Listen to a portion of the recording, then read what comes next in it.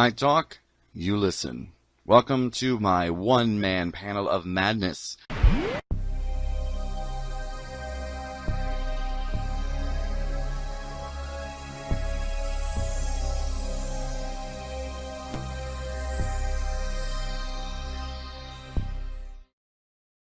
Hey everyone, it's Dr. Geohu, and well, as of today, we have still not heard anything concrete from the BBC regarding the departure of Jodie Whittaker as the 13th Doctor. So, what does this tell us? Nothing. We really don't know. I mean, it's pretty much still a rumor, and the BBC is in their right to not want to share in the rumor. But again, like I've stated last time, by not giving us maybe a little more information or something, we're going to believe that she's leaving the show. Now, it could be that they are really working on it. I don't know. My sort of spidey sense is telling me that something is happening, because at least I feel that if it was completely off, somebody would have already come out and said, no, it's wrong. It's off. It could have, whether it was Chris Chibnall, or Jodie herself, Mandip, somebody would have said, no, those are all rumors, blah, blah, blah.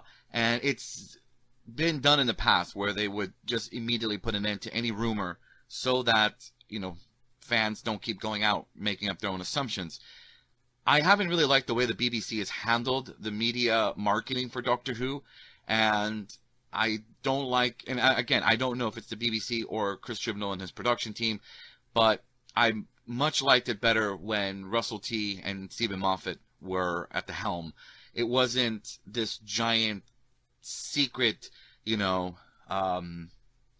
I don't know. I just don't know. I never really liked the way that he's handled things, and I tend to consider him a bit of a pompous ass. Sorry.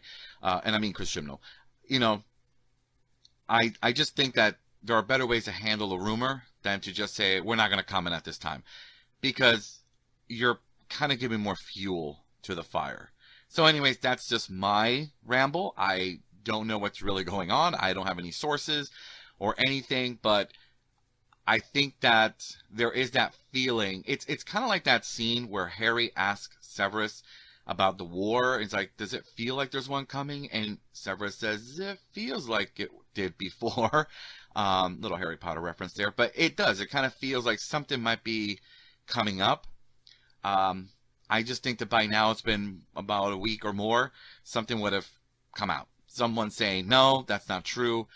So the whole plane, let's keep it quiet, let's keep it a secret. I don't like it. I really don't. I think it's better for honesty. I mean, I love the mystery, and yes, some things should be kept secret. If there is a new Doctor, hey, we'll find out when they do the reveal, but at least don't go and let these two newspapers run with their story and have everybody believe it. But okay, I'm still just kind of frustrated over that, because I would have never handled my marketing strategy that way. Some people would say, well, that's good because it gives everybody this, ooh, something's going on, this mysterious thing, and it's a secret and blah, blah, blah. I don't know. I don't do that. I don't like it. Not in my fandom. But anyways, speaking of Doctor Who, so there's been some pictures that have surfaced of filming at this beach. And there's been a few. We did already know that the Weeping Angels were going to make a comeback. We saw a photo earlier. They were down sort of a street, just a regular normal street, and we saw one angel. Now this new footage shows the angel and Jodie Whittaker looking very terribly cold and kind of off-put, because I guess the photo was just sudden, and I guess she was looking up, and it's a weird picture of her on what seems to be a very cold and rainy beach. Now, there was another photo that surfaced, which has another actress, and it's not a very clear picture of the actress as being touched by the weeping angel on her shoulder, and some people wonder if it's Sally Sparrow. Now, I can't really tell from looking at the picture, and I'm actually staring at it right now.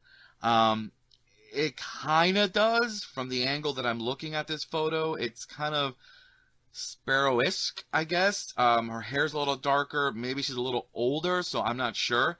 What I do notice, though, is that the angel is a little different. The face of this particular angel that has a crack kind of going across the face is very different. The same with the hair. So it looks like they may have modified or changed the images or the design of the Weeping Angel. And also in the image, and I'm sure this is floating all over the internet by now, one arm, what seems to be her left arm, is touching the shoulder of this unknown actress, while the other hand is covering up the other eye. And some people already online have been theorizing that this is so they can't do that whole phase out thing that the Doctor did, where all the angels looked at themselves and they just kind of just froze themselves. So, very interesting,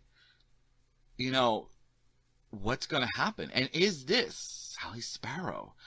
I'm looking at the image, and I want to say that it is, because it just kind of looks like her, but I can't tell because the image is obviously blown up and not super clear. So, what does this mean? I don't know.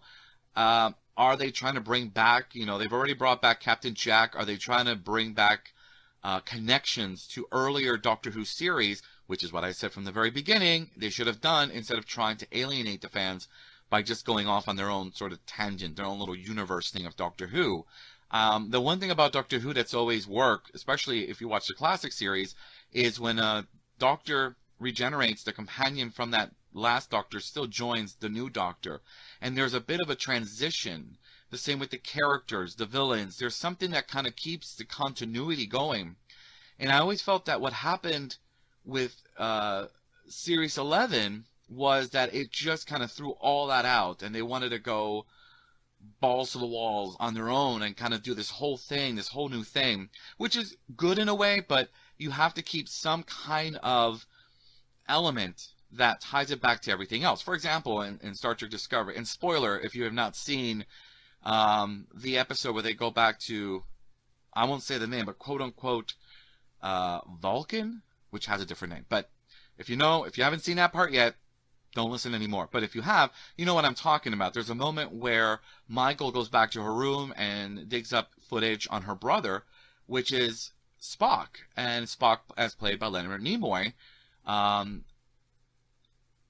from Unification, Star Trek The Next Generation. And it was great. And it was little things like that that I felt bring a connection to the show instead of just kind of pushing it off into the deep end by itself. I mean, they obviously did that in season 2 as well with Pike and so forth. And the episode where they had all the original, they had the original classic episode playing with Jeffrey Hunter and Leonard Nimoy, which kind of melted into the, the present, or what was going on in the present for Voyager. Sorry, not Voyager. Discovery. I was just thinking about Voyager because there's another convention that's going to have the Voyager crew. But sorry, I digress. Anyway, so let's see. Let's see what's happening. We're going to have only 8 episodes.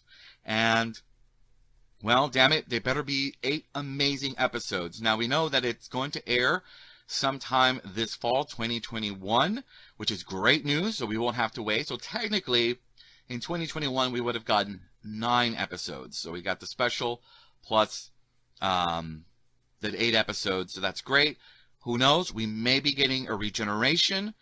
Hopefully this whole Corona crap ends by summer and we can see the team head over to Comic-Con, do a Comic-Con panel, talk about it.